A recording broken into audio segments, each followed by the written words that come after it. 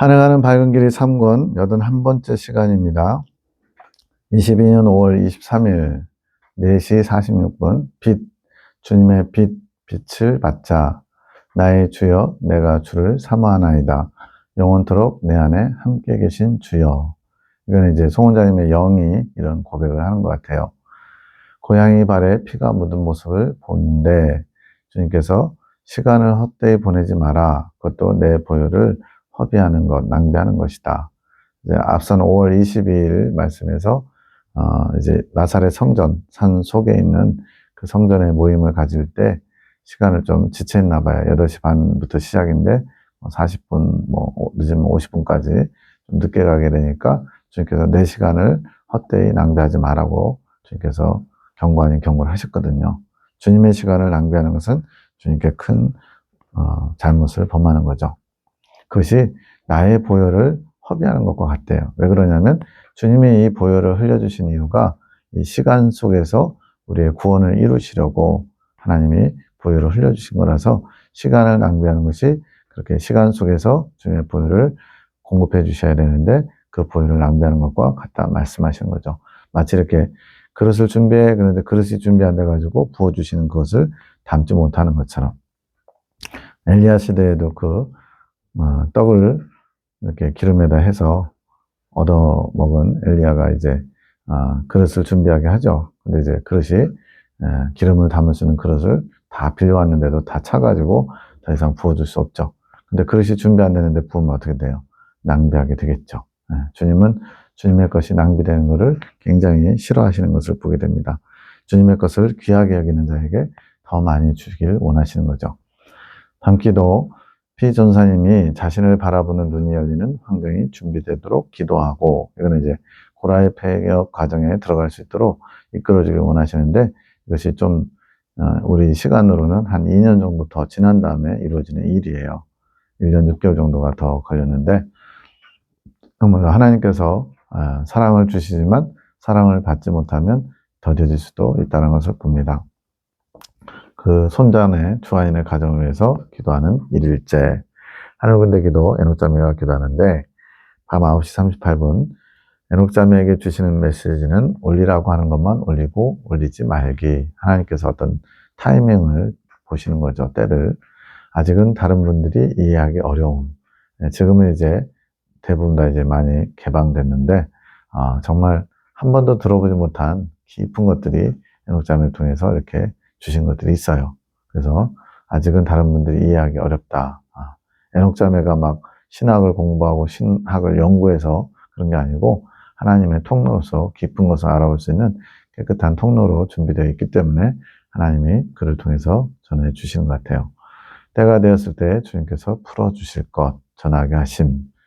지금은 숨기심. 왜냐하면 다른 분들이 이긴 자를 향해 가는 것에 집중해야 하기 때문에, 즉 에녹자매를 통해서 주시는 메시지 중에 이긴 자에 가는 길, 즉 광야 연단 과정 중에 필요한 말씀들이 아닌 그 이후의 말씀들이 많이 있거든요. 예를 들면 선악과에 가는 것이라든가 또 이근 열매와 이긴 자의 그 간극 사이에 있는 그런 여러 가지 것들, 주님의 어떤 큰 그림들, 삼위일체 하나님과 어떻게 하나 되어 가는지 이런 것들. 그래서 지금 현재 처해 있는 이긴 자를 향해 가는 길, 광야 연단 과정 속에 어떤 마음을 품어야 되는지를 알려주신 것, 거기에 집중하도록 잠시 감춰두라고 하시는 거죠. 그 이상은 너무나 힘든 것, 버거운 것, 우리도 그렇잖아요. 감당하기 어려운 큰 빚을 쇠면 도저히 감당할 수 없죠. 원수를 사랑하라. 이 원수 사랑하라는 성경 말씀 모르는 사람이 누가 있어요. 근데 그 말씀을 내 삶에서 적용하고 실천하려고 그러면 이건 정말 아무나 감당 못하죠. 자식을 죽인 원수, 손양원 목사님이니까 그렇게 그 자식을 죽인 원수를 양아들로 삼을 수 있지, 일반적으로는 다 피해 보복을 원하죠. 눈에는 눈, 이에는 이로 갚으려고 하죠. 그렇게 감당할 수 없기 때문에 버거우니까 나중에 때가 되면 주님이 풀어놓으라 할 때 풀어놓으라고 하시는 거죠. 엄청 힘든 공부를 하는 것이기에 이해할 수 있는 지성의 한계를 느껴 낙심하게 될 수도 있음. 이제는 이게 뭔지 알겠어요. 머리에 지진이 나서 주님의 뜻에서 벗어나게 될 수도 있음.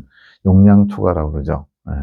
저도 이제 군사학교 4기 중에 가정교회 분들하고 이제 주일에 오후에 한 2시간 반 정도 이제 이 말씀들을 가지고 하는데, 처음에는 똘망똘망 잘 들으시다가 한 2시간 정도 지나면요, 1시간 반, 2시간쯤 되면요, 용량 초과가 돼가지고 머리에 안 들어온다는 거예요.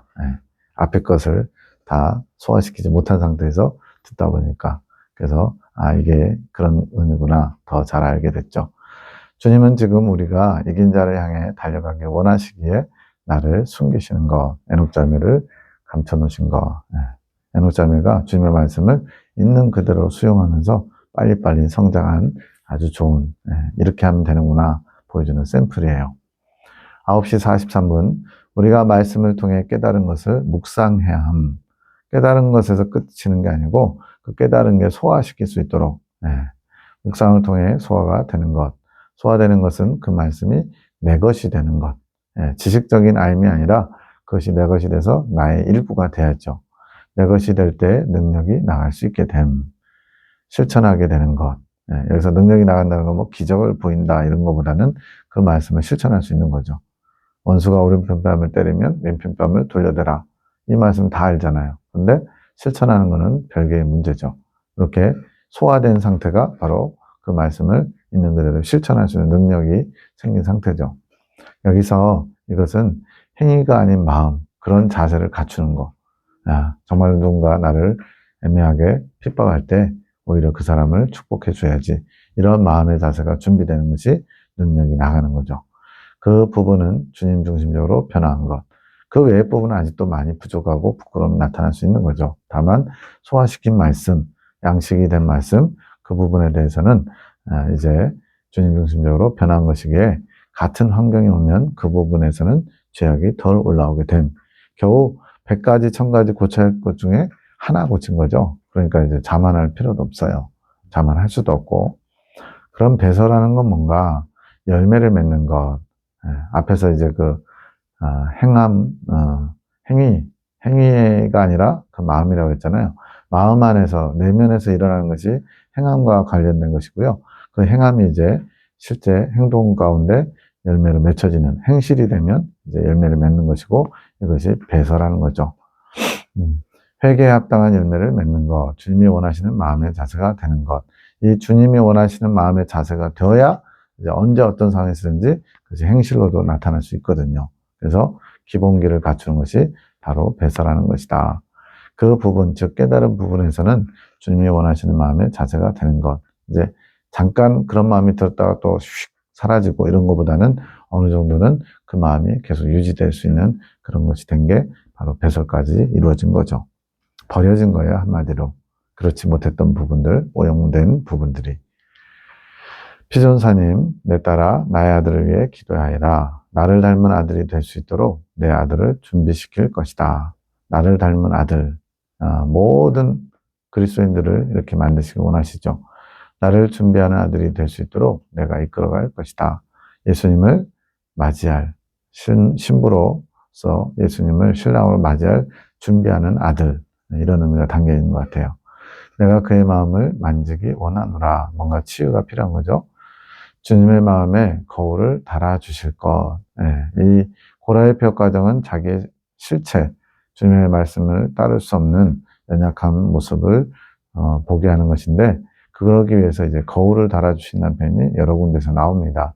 자신의 내면의 상태, 나는 그동안 열심히 주님을 위해서 살았고, 주님 보시기에 꽤 괜찮은 사람이라고 착각하고 있는 것들을 처절하게 발견케 하시는 거죠. 부끄러워서 쥐구멍에 숨고 싶을 정도로 고통스러운 시간일 수도 있어요. 이것이 주님의 기쁨, 이것이 전도사님이 준비됨으로 인한 주님의 기쁨, 이러한 고라의 표 과정에 들어갈 수 있도록 준비하는 게 주님께 큰 기쁨이 된대요. 자신을 바로 볼 수 있는 준비가 되는 것, 자신을 볼 수 있는 거울을 달아주는 것이 주님의 기쁨.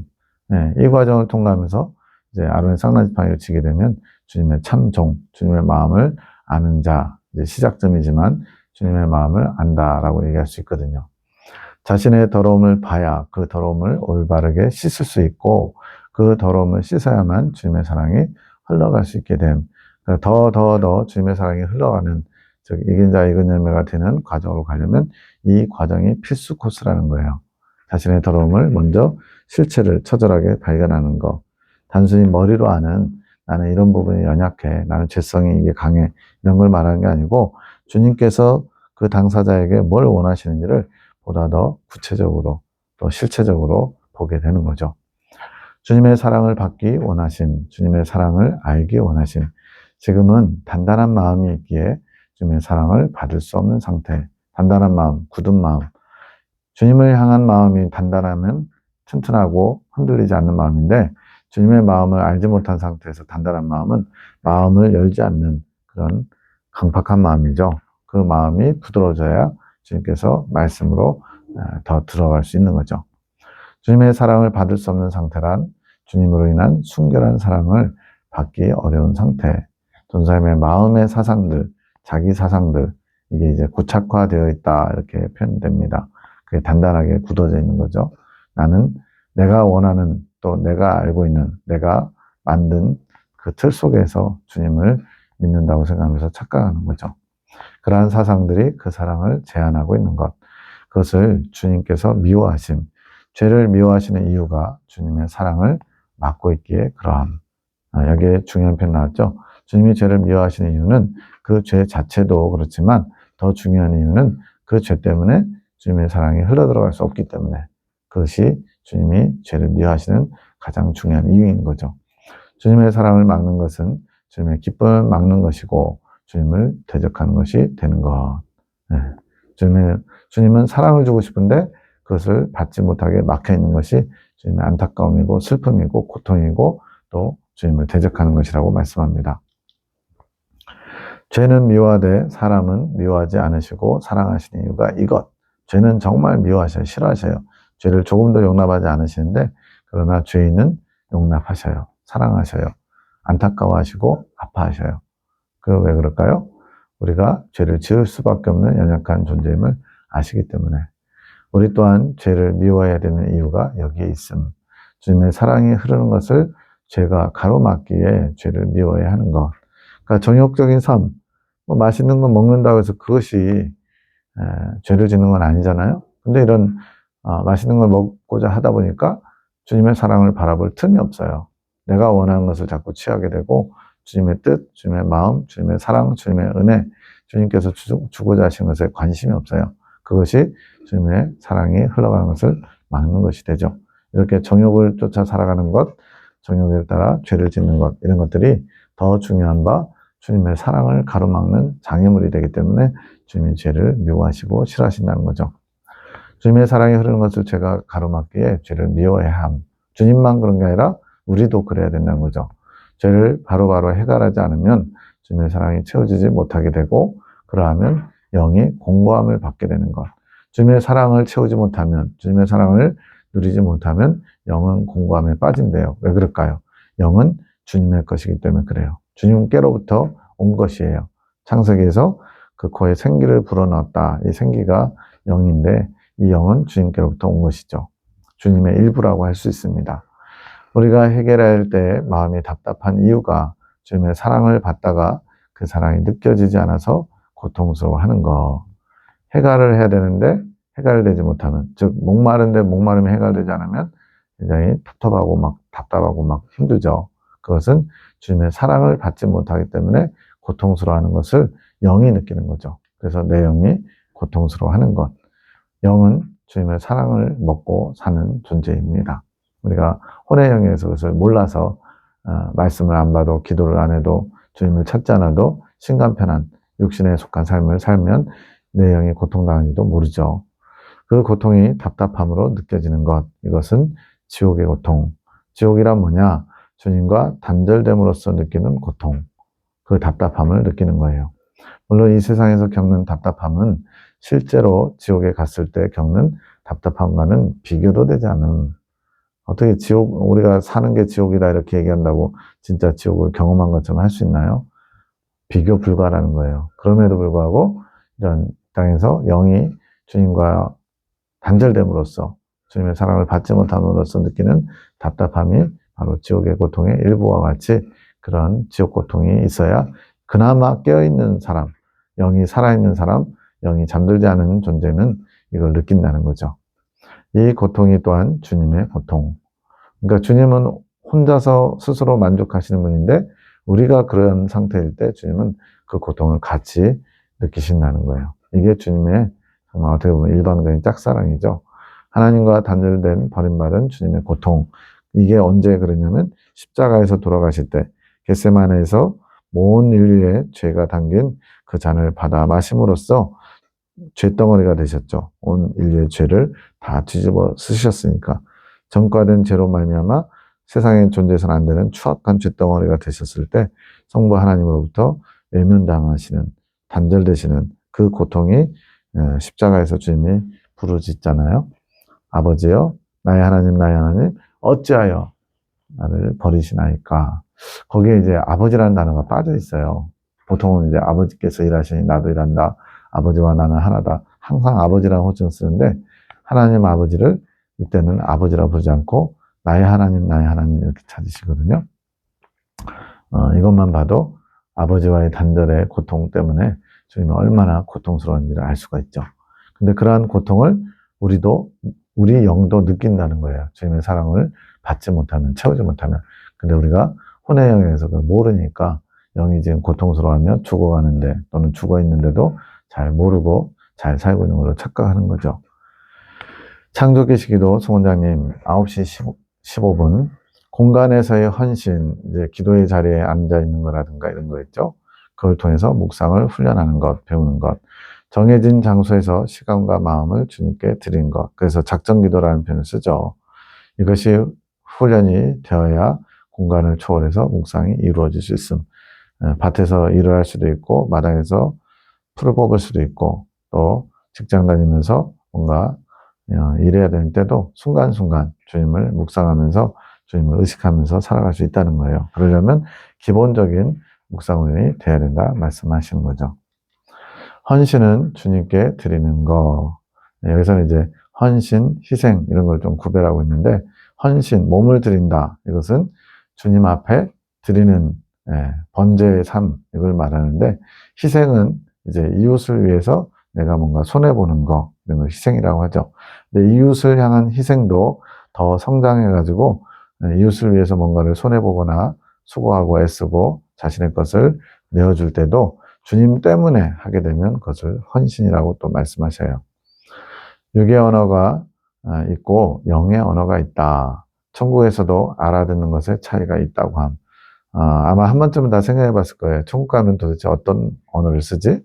근데 이제 여기서 느낄 수 있는 것은 영감으로 이렇게 알아지는 것처럼 뭐 우리가 말하는 대화, 말로써 상대의 마음을 알고 형편을 알고 이런 게 아니라 천국에 가면 이제 입신 체험자들이 얘기합니다. 그냥 그 사람이 얼굴이 완전히 달라졌어요. 이 땅에 있을 때하고 얼굴이 완전히 달라져요. 심이 예뻐지고 정말 이 땅에 표현할 수 없는 그런 아름다움을 가진 모습으로 나타났는데 고모라는 게 알아진다는 거예요. 삼촌이라는 게 알아진다는 거예요. 그런 식으로 알아지는데 이것은 천국의 언어, 영의 언어가 있다는 거죠. 그래서 이것이 이 땅에서도 주님과 통교를 하게 되면 조금씩 마치 미리 천국의 언어를 배우는 것처럼 이 땅에서처럼 영어, 뭐 중국어, 한국어 이런 걸로 소통하는 게 아니고 천국의 언어가 그래서 이제 방언도 그걸 위한 하나의 준비겠죠. 그렇게 천국에서도 알아듣는 것에 차이가 있다. 이제 높이 성장하면 성장할수록 굉장히 많은 것들을 다 알아들을 수 있겠죠. 일진선 성도들은 주님이 뭐라고 하시면은 뭔 소리인지 못 알아듣는 거예요. 많은 물소리처럼 들린다는 거예요. 2층 성도들은 무슨 천둥 번개 내성처럼 두려운 하나님의 소리로 들리고 3층 성도들에게는 검은 고 타는 소리처럼 아름다운 소리로 들린대요. 이게 이제 계시록적인 표현이죠.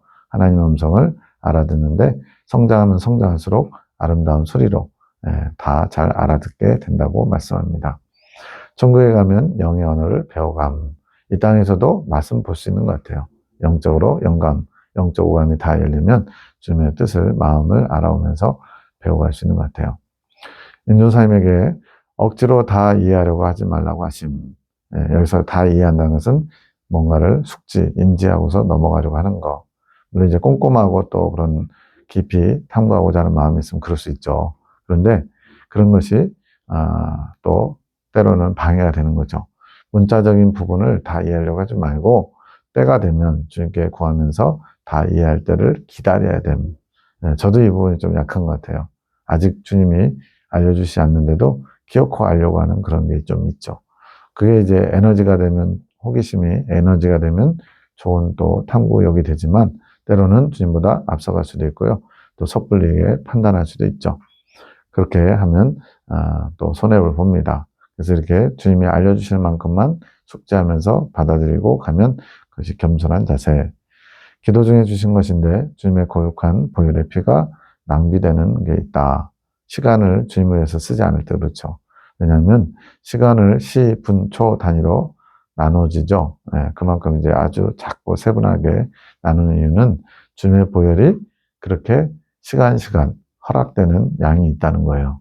그 보혈이 한 사람의 분량으로 초 단위로 분배된 섬세하신 하나님이 그 사람의 필요한 보혈을 다 예비해 주신 거죠. 주님의 보혈은 한 방울로도 구원에 이르게 하는 능력을 가지고 있습니다. 그렇습니다. 주님의 한 방울로도 사람은 능히 구원받을 수 있죠. 그러나 구원받을 수는 있는데 그 사람이 성장하는데 깨끗함을 입는 데는 더 많은 보혈이 필요한 것 같아요. 그래서 한 사람이 일평생 동안 주님의 보혈을 취하여 구원을 얻는 것. 시간의 기회 속에서 결국 한 방울의 보혈을 얻지 못해서 구원을 못 받는 것.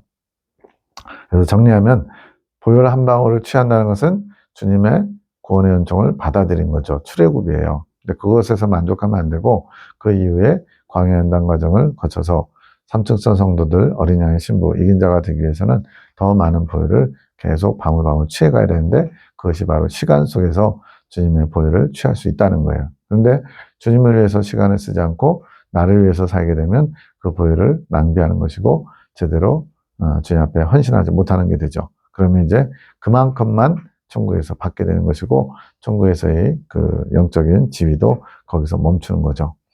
그래서 구원을 이루는 한 방울로부터 시작해서 내가 시간 속에서 보혈을 방울방울 취해가는 것, 그것이 구원의 완성을 이루어가며 보혈의 능력이 쌓여가는 것. 그래서 어느 정도 분량이 채워져야 보혈의 능력이 나타나고 또 영혼을 살리는 능력이 되는 거죠. 밤 10시 34분 주님과 하나 되어 말씀인 자녀를 낳는 것. 보혈은 주님을 향한 마음이 될 때 한 방울 한 방울씩 취해지는 것이고 여기서 보혈을 취할 수 있는 방법을 알려주고 계시네요. 주님을 향한 마음, 주님을 온전히 바라볼 때 그 보혈을 취할 수 있대요.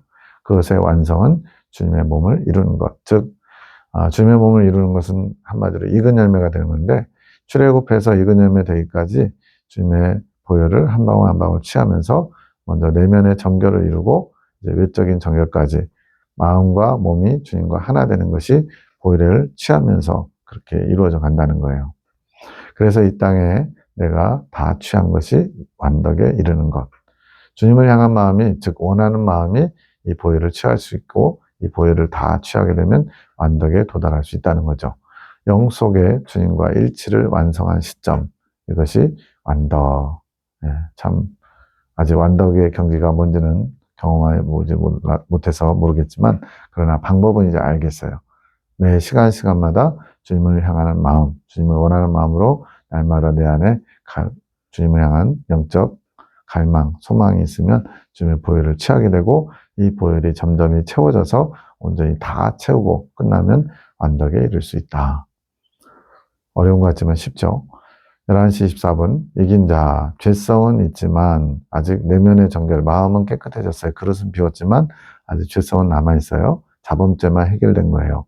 스스로 죄를 도모하지 않기 때문에 죄를 도모한다는 것은 잘하게 한다 이렇게 표현했어요. 계속 그 죄를 품고 죄된 마음을 품으면 죄가 잘하게 되고 그러면 죄를 짓게 되는데 그러면 이제 지옥의 고통, 주님과 단절된 고통을 맛보게 된다고 말씀합니다. 사상으로 인해서 주님을 대적하는 것, 이것이 죄를 도모하는 거예요.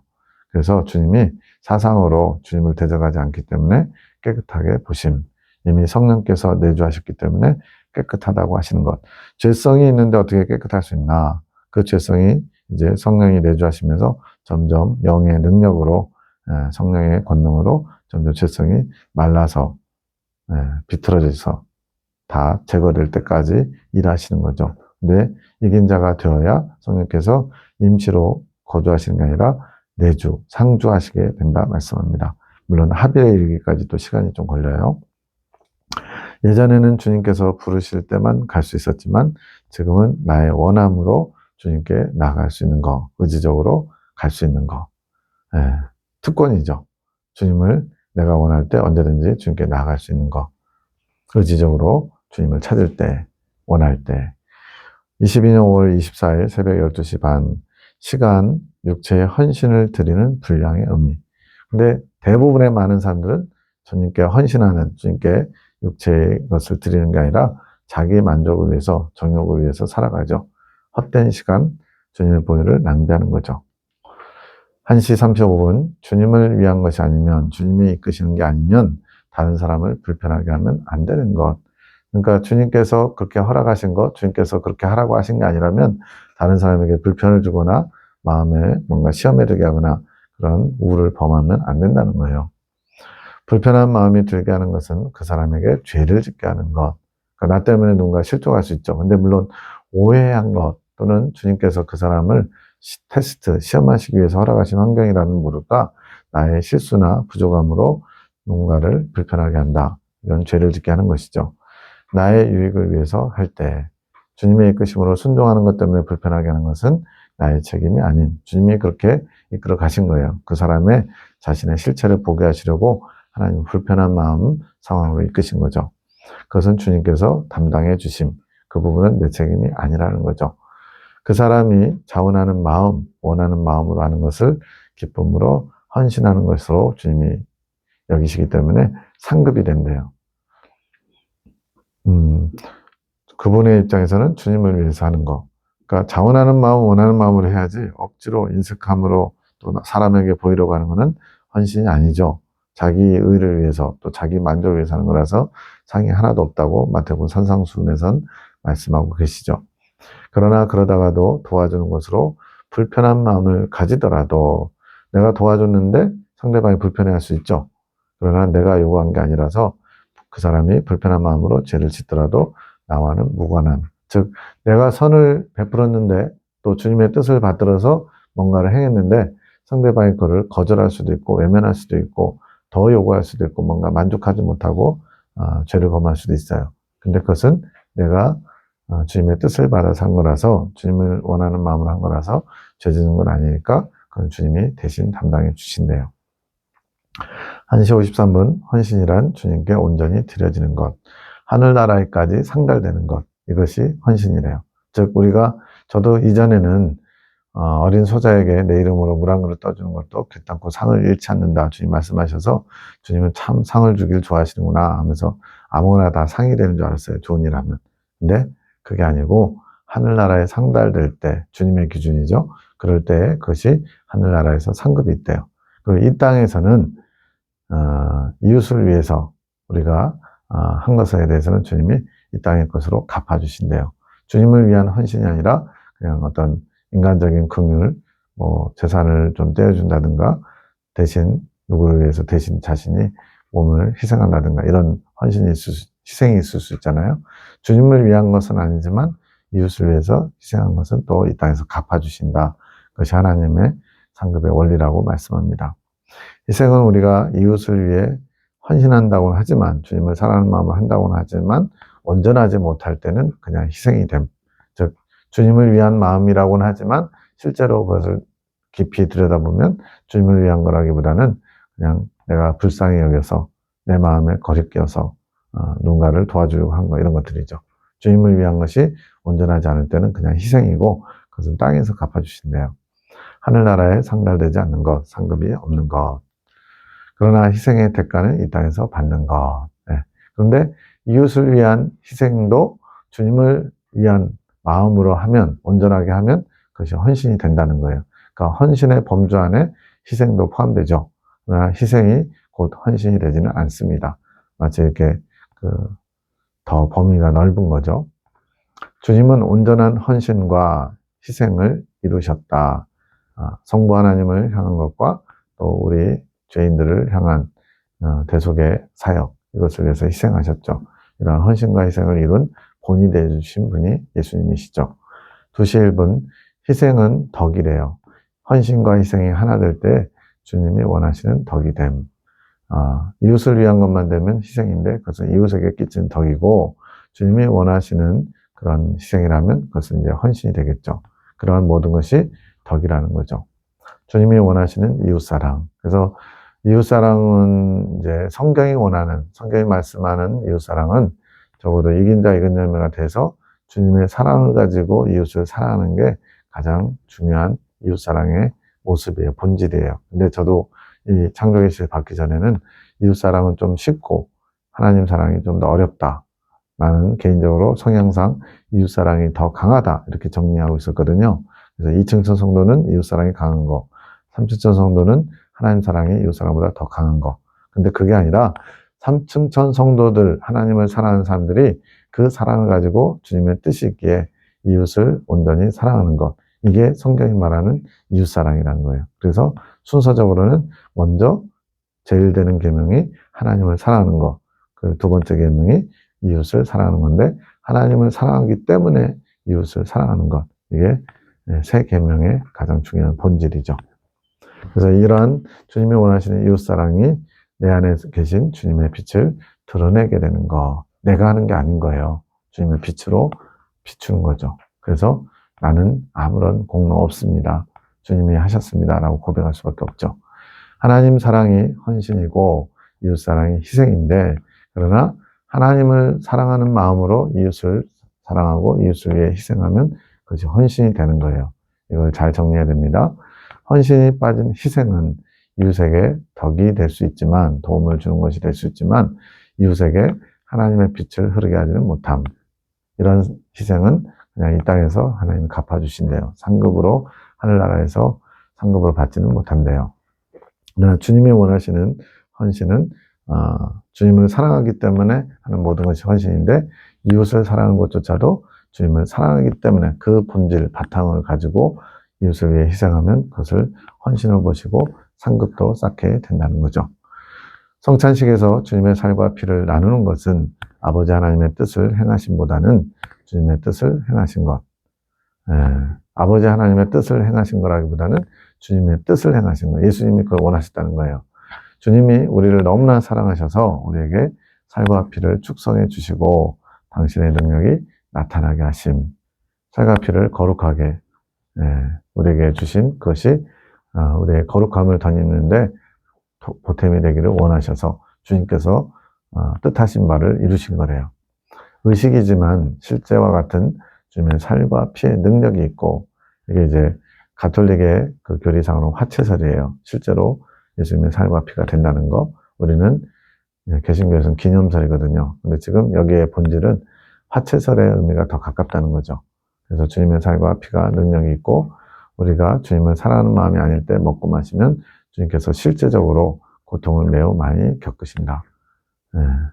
기념설이 맞다고 저도 생각하고 있었지만 이걸 보면서 화채설이 더 주님의 뜻에 가깝구나라는 걸 알게 됩니다. 그래서 정말로 그 성찬할 때 주님이 내가 주님을 사랑하는 마음으로 이것을 받지 않으면 주님의 고통을 주는구나, 주님을 고문하는 거라고 생각하면 정말 더 조심하면서 내 마음 상태를 살피면서 성찬에 임하게 될 것 같아요. 고통이 매우 깊고 많이 넓다. 그만큼 우리를 사랑하시기 때문에 우리가 주님의 살과 피를 경홀히 여길 때, 주님의 사랑을 경홀히 여길 때 주님이 고통을 느끼신다 생각하면 될 것 같습니다. 이것이 주님께서 우리를 위해 스스로 희생하신 것. 그래서 스스로라는 것은 아버지 하나님께서 원하셔서 순종함으로써 하신 게 아니라 이 성찬, 살과 피를 내어주신 것이 주님의 원하심이었다는 거예요. 이거는 너무나 신의 영역에서 봐야 되는 거라서 다 이해할 수는 없지만 어쨌든 주님이 얼마나 우리를 사랑하시는지를 알 수가 있는 대목이죠. 이것이 온전한 희생. 실질적으로 우리는 주님 앞에 헌신과 이웃을 위해 희생한다는 표현을 감히 할 수 없는 존재들. 주님이 우리에게 보여주신 진정한 헌신과 희생을 깨닫는다면 조금 그의 100만 분의 1, 1000만 분의 1 정도도 안 되는 그런 헌신을 하고 희생한 것을 자랑스럽게 내세울 수 없다는 거죠. 온전한 헌신은 주님의 마음과 하나 되면서 비로소 시작할 수 있는 것. 주님과 마음이 하나 되면서 즉 적어도 아론의 쌍난 지팡이 이후에 헌신을 조금 할 수 있는 흉내라도 낸다는 거죠. 이끄시는 성령을 통해 주님의 헌신을 배울 수 있음. 성령께서 우리를 이끄시는데 주님이 아버지 하나님, 성부 하나님께 헌신하신 모습을 조금이라도 흉내낼 수 있도록 성령께서 이끌어 주신다는 거예요. 헌신은 곧 주님을 사랑하는 것. 희생은 이웃을 사랑하는 거지만 하나님을 사랑하기 때문에 하는 희생은 곧 헌신이 된다는 것. 온전한 희생은 익은 열매가 되어서 주님의 생명이 하나 되어야 비로소 시작할 수 있는 것. 자, 온전한 헌신은 아론의 상란지팡이 이후부터 마음과 생각과 뜻을 모두어서 집중해서 하면 헌신할 수 있대요. 그런데 온전한 희생은 익은 열매가 돼서 그보다 훨씬 고차원적으로 더 높이 성장한 다음에 주님과 생명이 하나 되어야 비로소 시작할 수 있는 것. 그러니까 저도 이웃사랑, 즉 희생이 더 쉽다라고 생각했는데 주님이 원하시는, 성경이 원하는, 또 하나님의 원하시는 온전한 희생은 훨씬 더 고차원이죠. 참 이런 말씀이 여기 담겨 있어요. 이렇게 익은 열매가 되어야 온전한 희생을 할 수 있고 주님의 속성, 사랑이 그 희생을 할 수 있도록 내 안에서 행해가시는 것. 결국은 내가 하는 게 아니라 내 안에 뿌리 박혀 있는 주님의 사랑, 생명이 나타나는 것이 곧 진정한 희생이라고 말씀합니다.